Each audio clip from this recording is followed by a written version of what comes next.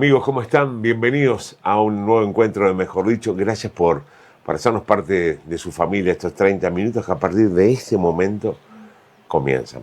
Estamos aún en el marco de la celebración del Bicentenario de la Independencia, de los 200 años de la independencia de nuestro país. Estamos en Florida, ustedes ya lo saben, y estamos en el lugar donde todos los ojos, donde todas las miradas se han puesto en este año que ha empezado en el 25 con muchas celebraciones hasta desembocar en el 25 de agosto, pero esta fecha ícono que simplemente es un mojón en la historia, nada más para que uno tenga una referencia y aportar una mirada, no ha hecho otra cosa que ser motor productivo de expresiones de todo tipo y calibre. Hoy tengo la suerte y la alegría de recibir un amigo, un hombre de la Iglesia Católica. Ya lo hemos recibido en varias oportunidades a propósito de otros temas, pero hoy lo hacemos en su carácter de doctor en Derecho, como lo es en Derecho Canónico, y un hombre de ciencia, un investigador. El padre Gabriel González. Bienvenido, Gaby. Muchas gracias. Muy amable por la invitación. Al revés. No, se tenía que dar. Vos quisiste que fuera un mes después y fue un mes después. No pasa nada. Es una alegría tenerte. Y gracias por este trabajo, que me parece que son puntos referenciales en la historia, que es muy lindo tenerla. Sí. Les estoy mostrando y compartiendo. Después les vamos a enseñar mucho más, pero hoy vamos a estar conversando a propósito de este trabajo, la independencia de la Iglesia en el proceso revolucionario de nuestro país. ¿Por qué surge la necesidad de escribir de esto? Bueno, como bien decías, estamos en años de bicentenario, ¿no? Comenzamos en el 2011 y vamos a terminar en el 2030, porque todo es un proceso que tiene dos revoluciones, ¿no? Una primera revolución artiguista, una segunda revolución libertadora. Y ahí en el medio, como bien decías, ¿no? Como un hecho muy significativo, 1825. Exactamente. Pero no entendemos 1825 cabalmente si no vamos a los antecedentes, porque en definitiva, ¿qué hacen aquellos hombres, los libertadores, los 33 orientales? Rescatan aquellas ideas de libertad que había sembrado Artigas, ¿no? En definitiva, y entonces, ¿y qué sucede luego? Bueno, nos independizamos del Imperio de Brasil, y luego nos constituimos como Estado independiente en 1830. Entonces, esos 20 años es un proceso, que es el proceso donde pasamos de una tierra que era la banda oriental colonial a un Estado republicano independiente, ¿no? Estado que no era ni pensado. No era, claro, que surge. Es bien uruguayo esto. Bien uruguayo, porque fíjate que en 1825 lo que se hace es ser independientes del Imperio de Brasil y anexarnos a las Provincias Unidas del Río de la Plata. Claro. Anexarnos a Argentina. Claro. Esa era la intencionalidad primera. La obra prima era por ese lado. La hicimos todo al revés. Claro, después surgen otras cosas, bueno, está por otros intereses, por otras cuestiones, que en 1828 se firma la Convención Preliminar de Paz, ahí se da lugar, digamos, como un acuerdo entre Argentina y Brasil, a que esto sea un Estado independiente. Y entonces ya se comienzan los trabajos de la Constituyente y en 1830 formalmente se crea el Estado uruguayo a través de la Jura de la Constitución. Por eso digo, entonces este libro un poco está en ese contexto, por eso dice la independencia de la Iglesia en el proceso revolucionario 1811-1830. Claro, está bien enmarcado el proceso de la ventana de tiempo. Y como bien dijiste vos, yo tomo 1825 como un año referente, pero me voy hacia atrás, hasta Artigas, la revolución artiguista, y hacia adelante, llegando a 1830, ¿no? Y sobre todo, como dice el título, dice la independencia de la Iglesia. ¿Por qué? Porque a medida que la provincia oriental iba haciendo su evolución, ¿no? Como decíamos, ¿no? Bueno, fíjate, primero fuimos la banda oriental, dependíamos del gobierno de Buenos Aires, luego fue la provincia oriental, la provincia cisplatina, dependía de Portugal y Brasil. Todo el proceso político. Ahí está, y recién termina. Después se gesta la República, ¿no? Independiente. La Iglesia hace un proceso similar, porque la Iglesia en 1811 dependía de la Iglesia de Buenos Aires, de la diócesis de Buenos Aires. Claro. Y en 1830 ya es una Iglesia independiente. Independiente de Buenos Aires, ya en el 30. En el 25. En el 25 ya se independiza de Buenos Aires y queda ahí en los hechos independiente. Pero en 1832 formalmente se va a decretar la independencia, que la iglesia uruguaya es un vicariato apostólico. Independiente depende del Papa directamente. Ah, bien. Entonces, pero depende con qué figura, con un obispo, depende con un... porque hay un vicario eso es importante. Ahí está, hay un vicario apostólico, porque si bien en 1830 ya se pedía crear un obispado, no estaban dadas las condiciones.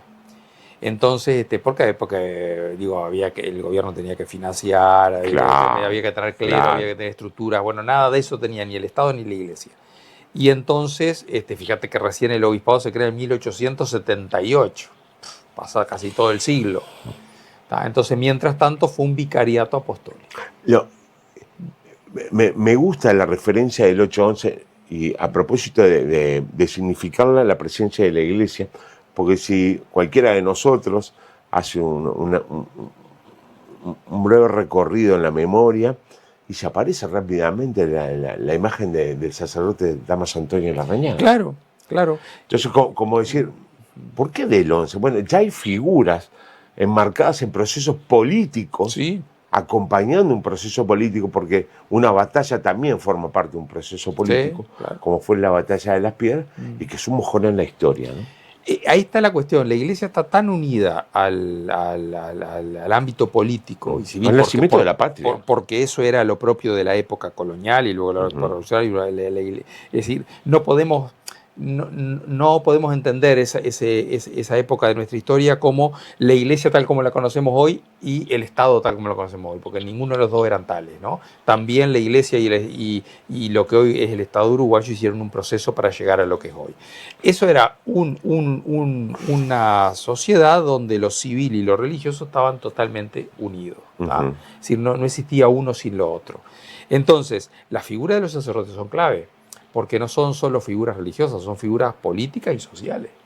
Y era la gente que más estudio tenía, que más influencias tenía, que más conocidos tenía, que recibían la prensa, que eran los líderes natos en sus poblaciones. Entonces era la gente que era elegida para formar parte de las asambleas, de los cabildos abiertos, de ser diputado. Entonces nombraste un personaje clave que es Larrañaga. Larrañaga es un personaje que surge en la época colonial, atraviesa todo el periodo revolucionario y sigue en la época de la República, es senador, va a ser senador de la República.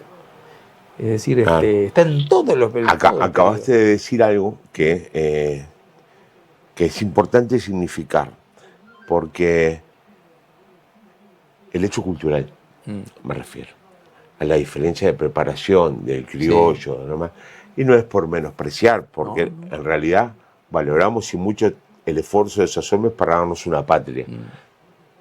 Pero estamos hablando de hechos culturales, de procesos de identificación, de formación, y no era raro que los referentes fueran los hombres que por su vocación y por otras cosas más, eran cultos. Sí, claro. Eran cultos y marcaban la diferencia a la hora de empezar a llevar al papel las ideas de todos.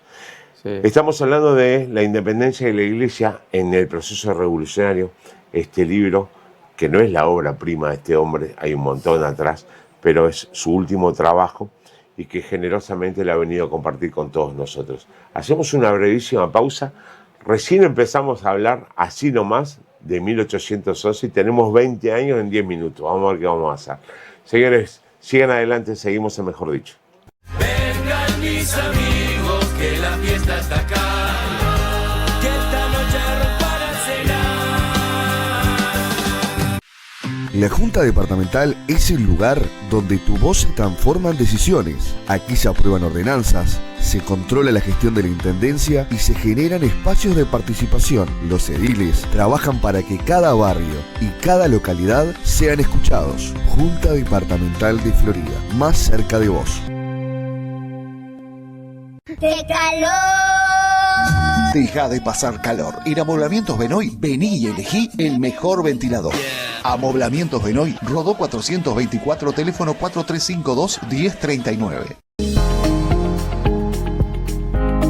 En el corazón de Florida está La Papelería, un clásico en artículos escolares, de oficina y didácticos. Contactate al teléfono 4352-3646. Nos encontrás en nuestro local de Independencia 620.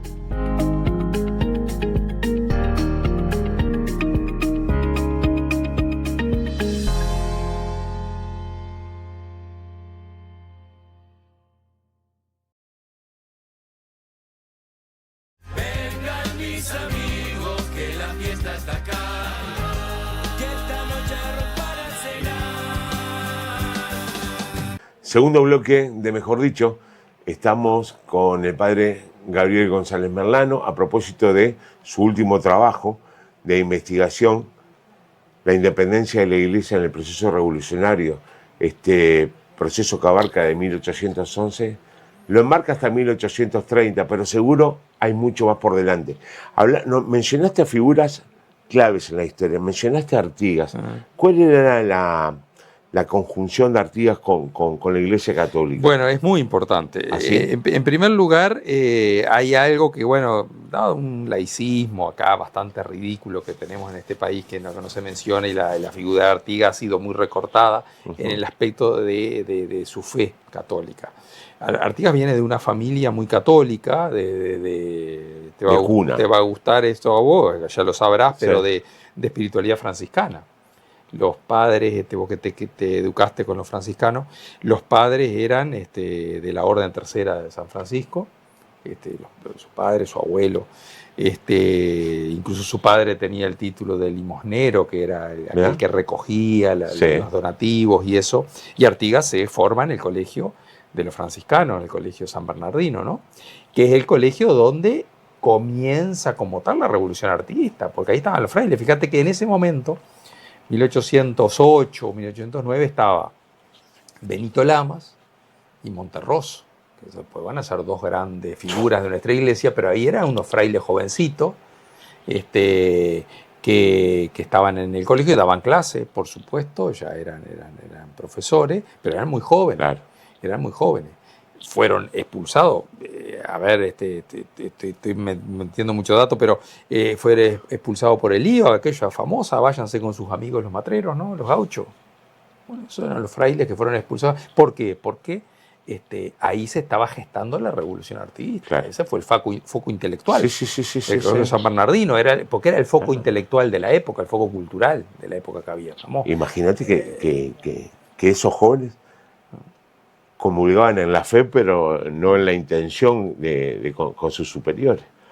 Veían otra historia, otra iglesia. Por supuesto, claro. Otra realidad histórica. Sí. Es que los curas de la banda oriental apoyaron fervientemente prácticamente todo. Algún día, y ya ahora te comprometo,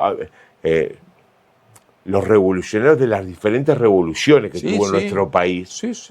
Porque mire que hubo. El clero siempre acompañó. Mire que hubo. Esa era la visión que tenían los españoles. Hay testimonios de españoles que decían, en la campaña los que fogonean la revolución son los curas.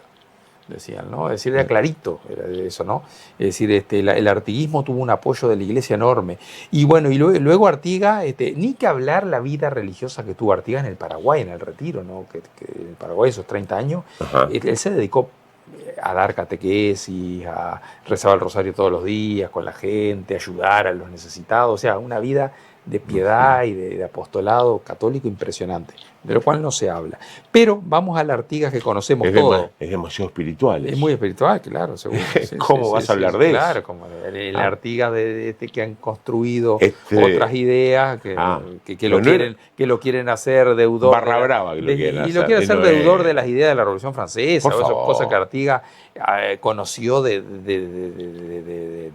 refilón, porque toda su formación era el ideario, digamos, filosófico franciscano, que era español, y lo que él también recibió porque le interesaba y se formó mucho en las ideas norteamericanas, ¿no? Claro. Bueno, Artigas hizo mucho por la iglesia, pues justamente con la rivalidad que tenía de Buenos Aires, nunca le gustó demasiado que la iglesia de la banda oriental dependiera de Buenos Aires, del obispado de Buenos Aires. Entonces ahí él fue el que en 1814 consiguió de la iglesia porteña facultades para Larrañaga.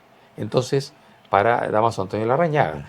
Entonces, ahora ya no había que ir por cualquier trámite a Buenos Aires, ya Larrañaga podía hacer mucho. Corregime, sin ningún tipo de problema. Lo que consigue es una autonomía, Sí. ¿ah? Sí. De alguna forma, Sí. sin soltar la dependencia. Sin soltar la dependencia, Porque exactamente. entonces digo, bueno, a ver, Exactamente. las cosas menores no vengas hasta acá. Claro, sí, Tenés sí, sí, poder sí. resolutivo. Sí, y sí. ahí cambia, porque le empezás a generar Claro. poder a la iglesia, Sí, sí, sí. a los hombres que hacían la iglesia. Totalmente. Los envalentonaste. Y él rechaza a muchos curas que vienen de Buenos Aires porque sabe que son políticamente partidarios de la Junta de Buenos Aires, son enemigos. Entonces dice, prefiero tener las parroquias vacías a no tener acá enemigos, ¿no? Y los manda que se retiren. O sea, tiene una gran preocupación por la iglesia, de que los curas que están en la parroquia. Le piden a Artigas muchas veces óleo. Dice, se creen que yo soy un obispo, dice, me piden a mí. Dice, pero él trata de conseguir, claro, porque eran todos problemas de la época, Claro. ¿no? Hoy es muy fácil esas cuestiones, pero en esa época era todo problema. Hay que ponerse en el zapato de esos hombres. Claro, por supuesto. Entonces, en el 14 ya le consigue facultades a Larrañaga. Y esas facultades son las que en el 25, una misión que viene de la Santa Sede para Chile, y recala acá en Montevideo, y que viene con potestades del Papa, entonces ahí se las dan más formalmente a Larrañaga esas facultades que Ahí va. y más. Entonces, a partir de ahí ya la iglesia, en los hechos, ¿por qué digo en los hechos? Porque todavía el Papa no lo ha autorizado, este hombre que viene como delegado del Papa, pero el Papa no lo ha autorizado. Entonces, pero en los hechos ya, ahí ya es totalmente independiente. Claro. La iglesia de la Banda Oriental de Buenos Aires, ¿no? Yo sé que la obediencia es un voto en ustedes, ¿no? Pero capaz que coincidís o no conmigo, una suerte de independencia de ese hombre vocero, porque vos venís con una misión, pero ahora pasa por el cernidor tuyo la realidad. No, claro. Y entonces, capaz que alguna cosa, Santo Padre, cuando llegaba allá, las cosas no fueron así y tuvimos que... No, le habían dado facultades a él. Claro. Al que vino le habían dado facultades. Que en Se esa... comprende, ¿no? Sí, claro. Le habían dado facultades. Incluso le pidieron que nombrara un obispo, que nombrara a Larrañaga obispo. Y él dijo, no, para tanto no tengo. Hasta ahí no llega. Lo que hizo fue, lo que había hecho Artigas, que de alguna manera... Un rancho de verano te hago, pero la casa la familiar no. Claro, lo que Artigas había hecho, que de alguna manera era hacerle dar facultades especiales a Larrañaga, pero siempre, como decimos, dependiendo de Buenos Aires, Claro. Ahora ya no dependemos de Buenos Aires. Y esas facultades son las que en el año luego 32 el Papa va a ratificar.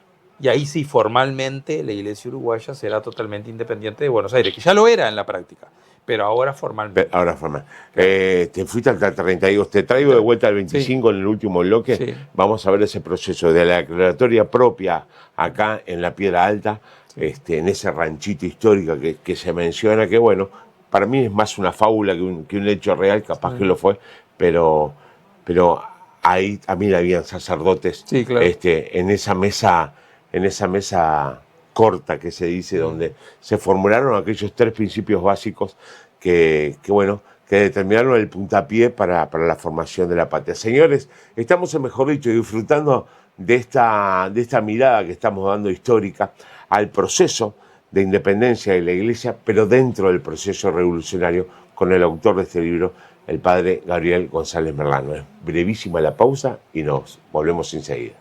Vengan mis amigos, que la fiesta está acá. Que esta noche para cenar.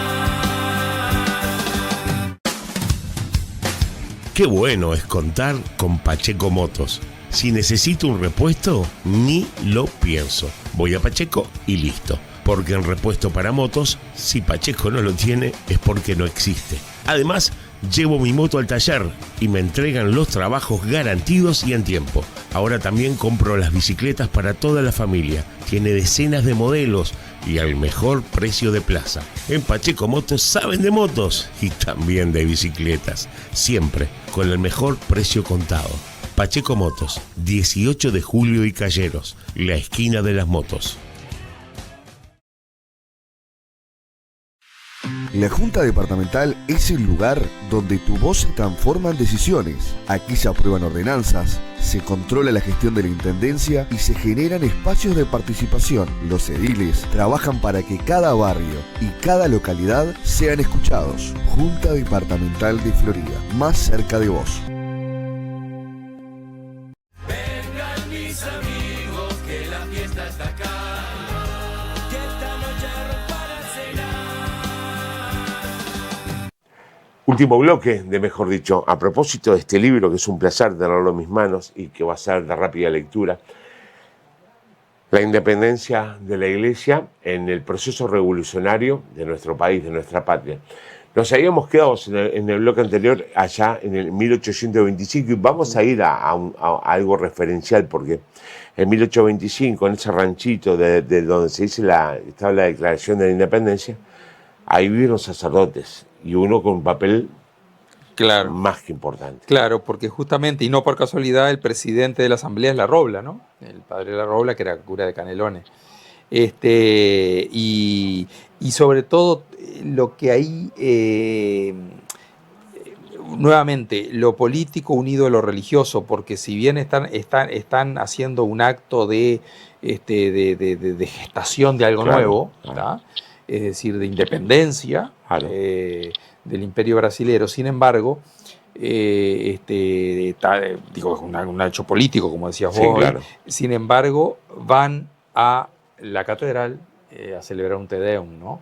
Y bueno, y también la tradición habla de que se veneraron a la imagen. Podemos contar qué es eso, porque Claro, palabras bueno, es un acto que todavía se hace hoy en casi todos los países, menos Sí. Uruguay por el laicismo que tiene, pero Sí. en casi todos los países cuando asume un presidente se hace un acto religioso. Ahí va. No es una misa, es un acto religioso de agradecimiento a Dios Claro. y para pedirle por ese nuevo periodo que comienza, Sí, ¿no? sí, sí, de sí. hecho, algo similar, pero similar, hasta por ahí hizo la calle Pou cuando asumió también. Ujú.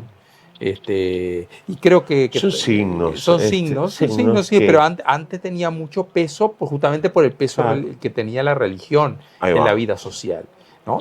Y la fe de la gente, la fe de los mismos gobernantes. Entonces, estos gobernantes, como los 33 orientales, van allí, pero no por realizar un gesto vacío, es porque lo sienten, porque realmente son hombres de fe y quieren consagrar aquello que están haciendo, aquello nuevo, quieren consagrárselo a Dios, ¿no? y a su madre, la Virgen. Ujú. No por casualidad, a partir de ese momento, esa imagen de la Virgen del Luján comienza a llamarse Virgen de los 33, ¿sí? Porque van los 33 orientales a postrarse ante ella y luego van los representantes de la patria, ¿no? Entonces digo son cosas muy, muy interesantes y aparte que está en las actas también de la independencia, que van ahí a la iglesia, le toman el juramento a la Valleja, es decir, celebran un Te Deum y todo eso. Lo preside Larrañaga, que era sacerdote y era el presidente de la asamblea. Como no podía ser de otra manera. Sí, claro, no podía ser de otra manera. Es que no podía ser de otra manera, como por ejemplo no podía ser de otra manera que se creara un pueblo y no hubiera una capilla. Es decir, estaba la capilla y a raíz de eso, ¿por qué? Porque crear un pueblo era consagrar un lugar a Dios. Esa era la concepción, ¿tá? Entonces era impensable crear un pueblo, digamos, y que no hubiera la capilla. Por eso que la mayoría, no digo la mayoría, pero muchísimos fundadores de pueblo eran sacerdotes. ¿Con qué expectativas escribiste esto? ¿Qué era tu intención en todo esto? Surge como tantas cosas en forma casi espontánea, porque yo tenía la idea. Vos sos inquieto con Yo estas soy cosas. muy inquieto y siempre estoy ahí con trabajos de investigación, con esas líneas de investigación. Y entonces surgen estos trabajitos pequeños, como vos dijiste, no es de los grandes trabajos que he hecho, pero. No, yo no dije eso. No. Te dije al revés. Conociendo tus características de inquieto, de Sí, promover, pero está de bien. divulgar, Sí. marcar Está bien, porque marcar estos mojones, ¿no? esto surge dentro de algo quizás más grande, Ahí va. pero escribí un artículo sobre esto, casi que me lo pidieron, y yo lo que quería hacer era resaltar a tantos sacerdotes que estuvieron en ese periodo. Y no era fácil resaltar todos los sacerdotes porque en definitiva se hubiese tratado de un elenco de mini biografías, que yo no quería eso. Sí. Entonces hice todo la historia más bien, y dentro de esa historia he mechados una cantidad de sacerdotes de la cual pongo muchísimos datos de cada uno. Lo que sí abriste es como un apetito a conocer más de estos hombres. Esa es la idea. Lo que no cuenta la historia oficial, por lo menos contarla a nosotros, porque aparte que eso está bien fundamentado, yo no invento nada. Cada palabra que digo tiene su fuente, ¿no? Claro. Les aviso a los detractores que si van a salir a buscarlo. Claro, pero es así, sí. Yo veo hoy mucha bibliografía que no tiene fuente ninguna, ¿no? Y que quieren fundamentarlo y, como digo... Perdón, lo leí de internet. Eso es brutal, como te dicen, eso, lo leí en internet. Claro. Ay, si fuiste al peor lugar para encontrar, no era el lugar donde tenías que... Wikipedia me lo dijo. Estás loco, muchacho. Estás loco. Gabriel, gracias por permitirme contarle esto a la gente, permitirle llevarles a todos ustedes. ¿Dónde la gente puede encontrar esto? Bueno, en Montevideo es más fácil, como siempre, ¿no? Está en las librerías, en todas las librerías, porque está en una distribuidora. Sí. Sobre todo en las librerías del centro y los shopping están todo. Y Tierra acá, Adentro Ediciones. Sí, acá en Florida, después, bueno... ¿En el libros? No, acá en Florida ahora está momentáneamente cerrada la santería que tiene la catedral allí, pero va a estar allí. Sí. Bueno, si no, de última me lo piden directamente a mí. Pero ¿en la parroquia de San Antonio? En la parroquia de San José. San José, perdón. En la parroquia de San José también está en la parroquia de San José. Ahí va. Es decir, o sea que acá en Florida fácilmente lo pueden adquirir. Gaby, gracias por este trabajo, por este tiempo.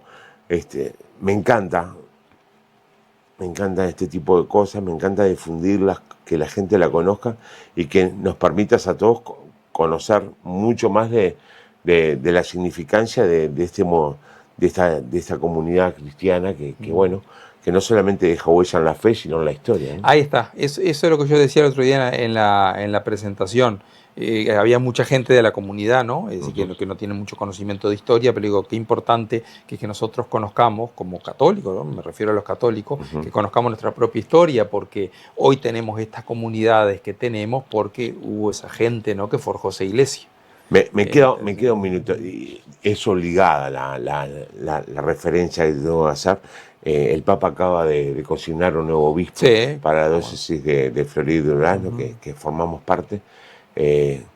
¿Conoces a Bauer? Lo conozco porque acá somos pocos en Uruguay, lo conocemos todos, así que sí, un sacerdote de una comunidad religiosa. Es la primera vez que en la historia de nuestra diócesis vamos a tener un obispo que es religioso. Claro. Siempre han sido sacerdotes del clero secular. Sí, eso lo hablé con él. Claro.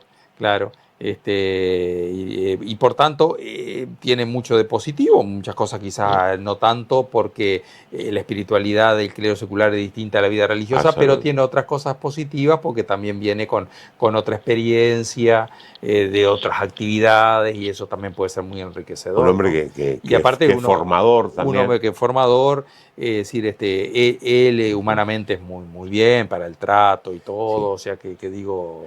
Estoy preocupado porque Martín Pérez Esquimín amenazó que se queda en Florida. Sí. Así que lo vamos a tener que visitar un par de veces. Gaby, gracias por la generosidad de compartir esto con nosotros. Gracias. Y la vamos a seguir seguramente. ¿Cómo no? Cuando quieras. Cuando vos me digas. Cuando quieras. Así va a ser. Señores, disfruten de este programa, ya saben. Lo ven en este mismo momento. Entran a YouTube, entran a nuestro canal, mejor dicho, se suscriben, de paso, dale, colabora, es gratis. Y podés volver ahora, en este momento, a reiterar, a ver nuevamente la entrevista. Y si no, nos siguen en las repeticiones de Florida Televisora Color y en el estreno también en Charrúa TV. Que pasen muy bien. Chao.